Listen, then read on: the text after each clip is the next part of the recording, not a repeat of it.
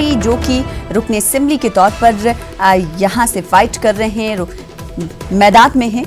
और इस वक्त बड़ी खबर इलेक्शन ब्रेकिंग आपको देते हुए चले 111 नंबर बूथ पर ईवीएम के ताल्लुक से इस वक्त बड़ी खबर आपको दे रहे हैं। आधा घंटा पोलिंग मुतासिर रही।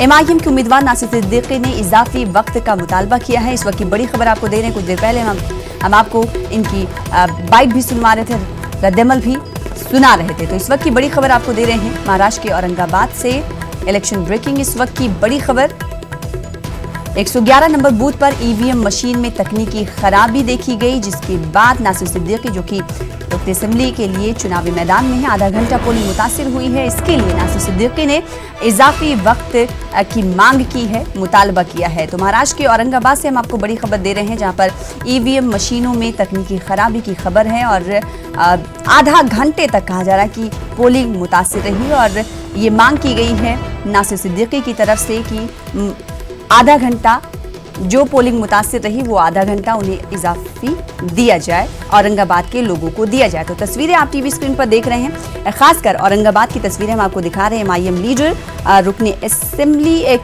के लिए फाइट कर रहे हैं। नासिर सिद्दीकी यहाँ से लड़ रहे हैं, जो काफ़ी पुरअमन नजर आए। उन्होंने कहा कि इस बार कामयाबी एमआईएम को मिलेगी। इस वक्त की बड़ी खबर आपको दे रहे हैं इम्तियाज जलील। आपको बता दें कि औरंगाबाद से ही रुकन असेंबली थे, फिर उसके बाद औरंगाबाद से ही वो चुने गए, लोकसभा पहुंचे और अब नासिर सिद्दीकी अपनी किस्मत आजमा रहे हैं और वो पोलिंग बूथ पर अपने अहलिया के हमरा पहुंचे। साथ ही साथ उन्होंने दावा किया कि जीत इस बार भी एमआईएम की ही होगी। अब देखना ये होगा कि